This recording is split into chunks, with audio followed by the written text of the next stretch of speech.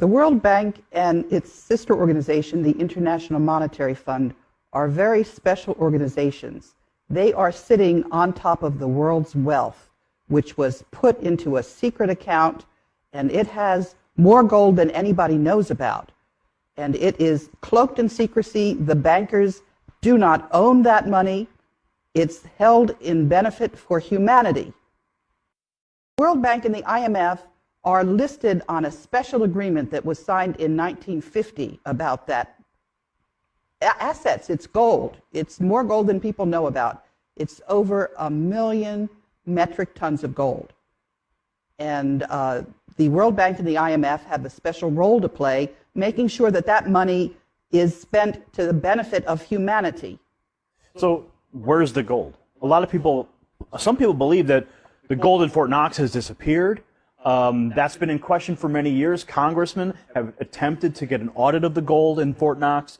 So 1 million metric tons of gold is not something you can just hide. Where would you say that that gold is being stored? 400,000 metric tons are in the Central Bank of the Philippines. There's over 200,000 metric tons in Union Bank of Switzerland.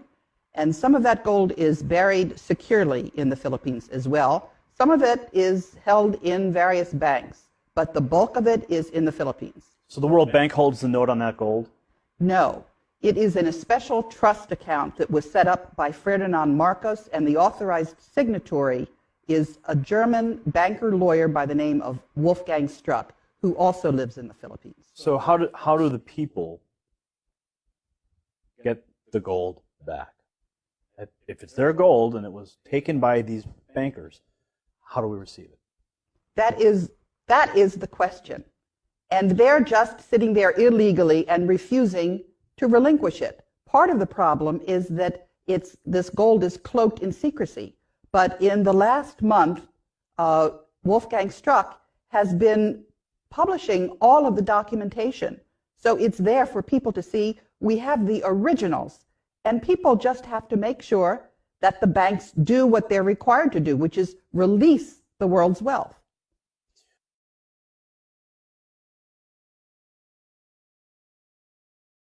Contact Phoenix Journal Review. Independent confirmation of the Philippines gold.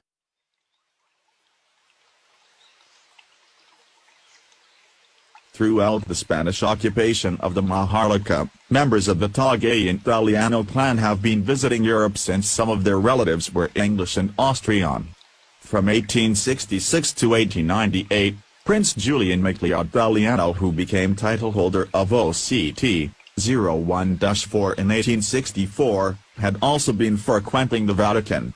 In 1934, under Pope Pius XII, the Vatican negotiated with a member of the Filipino royal family, the Christian Italiano clan in the Maharlika.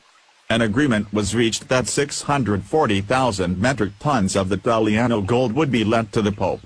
This was part of that gold accumulated by the Southeast Asian Srivijaya and Majapahit Empire during its glorious reign of 900 years. In 1939, two members of the Italiano family and a Roman Catholic priest, Father Jose Antonio Diaz, brought the gold from Kota Kinabalu, Sabah, to the Vatican. After doing this, Father Diaz went back to the Maharlika and resided in Cabanatuan City. After World War II, he facilitated the safe return of the 640,000 metric tons of gold from the Vatican to the Maharlika.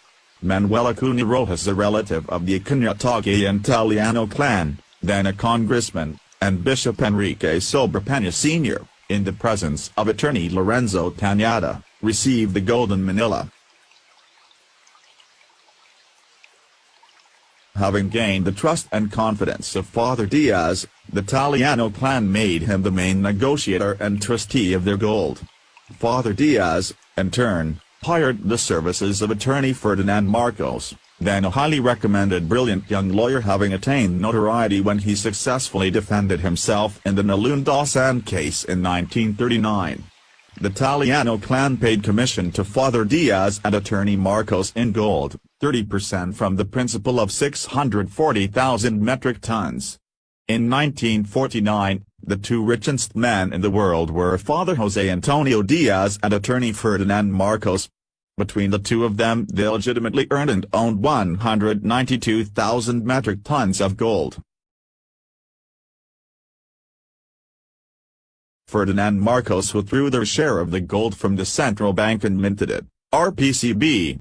Sometime later, Father Diaz and Marcos brought their gold to Switzerland, in the Swiss Bank Corporation in Zurich. The remaining 400,000 metric tons of Italiano gold is in the third-floor basement of the central bank minting plant in East Avenue, Quezon City.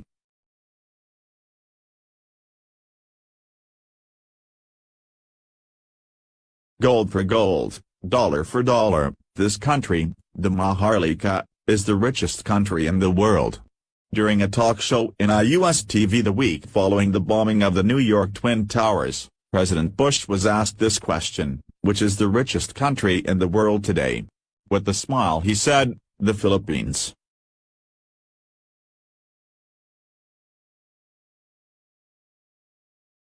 On April 9, 1973, Marcos said, "My earthly goods have been placed in the custody and for the disposition of the Marcos Foundation, dedicated to the welfare of the Filipino people."